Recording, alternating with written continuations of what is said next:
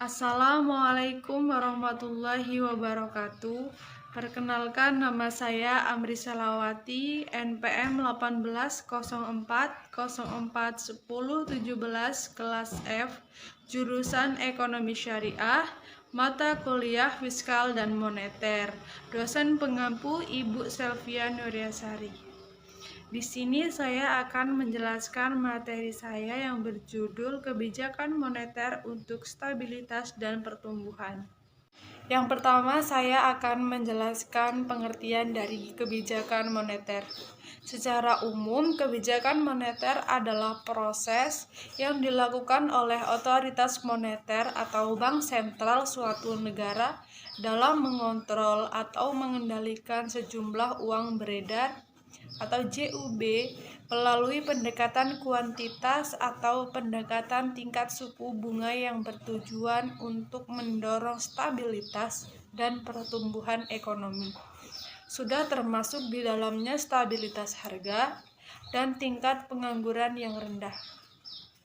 Kebijakan moneter pada dasarnya merupakan suatu kebijakan yang bertujuan untuk mencapai keseimbangan internal atau pertumbuhan ekonomi yang tinggi, stabilitas harga, dan pemerataan pembangunan, dan keseimbangan eksternal, yaitu keseimbangan neraca pembayaran, serta tercapainya tujuan ekonomi makro, yakni menjaga stabilitas ekonomi yang dapat diukur dengan kesempatan kerja, kestabilan harga, serta neraca pembayaran internasional yang seimbang.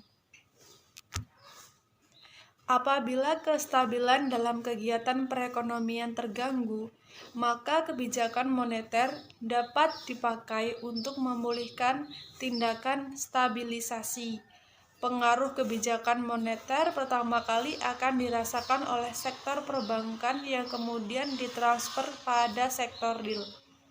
Kebijakan moneter adalah upaya untuk mencapai tingkat pertumbuhan ekonomi yang tinggi secara berkelanjutan dengan tetap mempertahankan kestabilan harga. Untuk mencapai tujuan tersebut, bank sentral atau otoritas moneter berusaha mengatur keseimbangan antara persediaan uang dengan persediaan barang agar inflasi dapat terkendali. Tercapainya kesempatan kerja penuh dan kelancaran dalam pasokan atau distribusi barang. Kebijakan moneter dilakukan antara lain dengan salah satu namun tidak terbatas pada instrumen sebagai berikut, yaitu suku bunga, giro wajib minimum, intervensi di pasar valuta asing, dan sebagai tempat terakhir bagi bank-bank untuk meminjam uang apabila mengalami kesulitan likuiditas. Yang selanjutnya yaitu B. Tujuan kebijakan moneter. BI sebagai bank sentral di Indonesia dalam operasi kebijakan moneternya bisa menggunakan pendekatan kuantitas atau pendekatan suku bunga atau harga. Pilihan mengenal pendekatan apa yang akan digunakan sangat tergantung pada efektivitas di antara kedua pendekatan tersebut dan sifat dari tujuan akhir kebijakan moneter, apakah tujuan jamak atau ganda, atau tunggal atau single. Yang pertama yaitu tujuan jamak atau ganda. Kebijakan moneter yang bertujuan jamak atau ganda adalah kebijakan moneter yang tujuan akhirnya lebih dari satu untuk membantu mencapai sasaran makroekonomi, yaitu yang pertama memperluas kesempatan kerja, meningkatkan pertumbuhan ekonomi, stabilitas harga, stabilitas tingkat suku bunga, stabilitas pasar uang, dan stabilitas pasar valuta asing.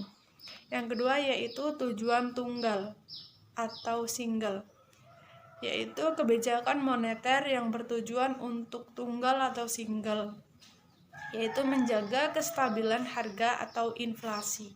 C. Jenis-jenis kebijakan moneter. 1. Kebijakan moneter ekspansif atau monetary expansive policy. Kebijakan moneter ekspansif adalah suatu kebijakan dalam rangka menambah jumlah uang yang beredar. Kebijakan ini dilakukan untuk mengatasi pengangguran dan meningkatkan daya beli masyarakat atau permintaan masyarakat. Kebijakan ini diterapkan pada saat perekonomian mengalami resesi atau depresi. Kebijakan moneter ekspansif ini disebut juga sebagai kebijakan moneter longgar atau easy monetary policy. Penerapan kebijakan ini yaitu pertama, A. Politik diskonto atau penurunan tingkat suku bunga. B. Politik pasar terbuka atau pembelian surat-surat berharga misalnya seperti saham dan obligasi. C. Politik cash ratio atau penurunan cadangan kas. D. Politik kredit selektif atau pemberian kredit longgar. Dan nomor 2 yaitu kebijakan moneter kontraktif atau monetary contractive policy. Kebijakan moneter kontraktif adalah kebijakan yang dilakukan dalam rangka mengurangi jumlah uang yang beredar.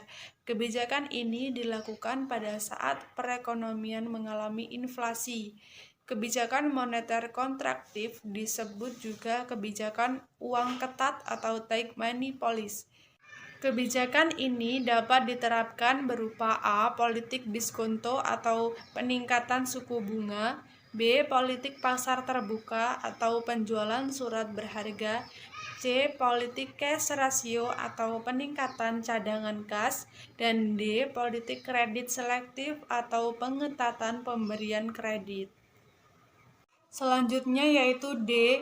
Kebijakan moneter untuk stabilisasi dan pertumbuhan.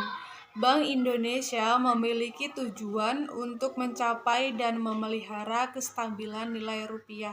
Tujuan ini sebagaimana tercantum dalam Undang-Undang Nomor 23 Tahun 1999 tentang Bank Indonesia, yang sebagaimana diubah melalui Undang-Undang Nomor 3 Tahun 2004 dan Undang-Undang Nomor 6 Tahun 2009 pada pasal 7. Kestabilan rupiah yang dimaksud mempunyai dua dimensi. Dimensi pertama, kestabilan nilai rupiah adalah kestabilan terhadap harga-harga barang dan jasa yang tercermin dari perkembangan laju inflasi. Sementara itu, dimensi kedua terkait dengan perkembangan nilai tukar rupiah terhadap mata uang negara lain. Dalam konteks perkembangan nilai rupiah terhadap mata uang negara lain, Indonesia menganut sistem nilai tukar mengambang atau free floating. Peran kestabilan nilai tukar sangat penting dalam mencapai stabilitas harga dan sistem keuangan. Oleh karena itu, Bank Indonesia juga menjalankan kebijakan untuk menjaga kestabilan nilai tukar agar sesuai dengan nilai fundamentalnya, dengan tetap menjaga bekerjanya mekanisme pasar.